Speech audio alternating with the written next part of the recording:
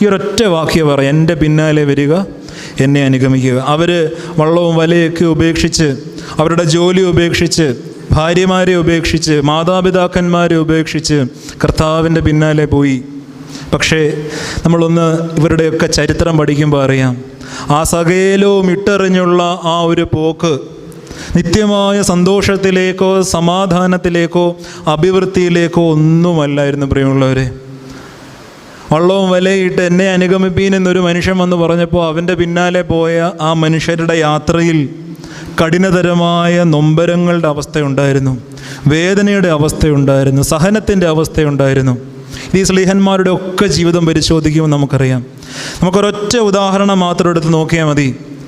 നമ്മുടെ പിതാവായ ഈ ഭാരതദേശത്ത് വന്ന് നമ്മുടെ പൂർവികർക്ക് കർത്താവിൻ്റെ ജീവൻ പകർന്ന മാർത്തോമാ ശ്ലീഹയുടെ മാത്രം ജീവിതം എടുത്ത് നോക്കിയാൽ മതി.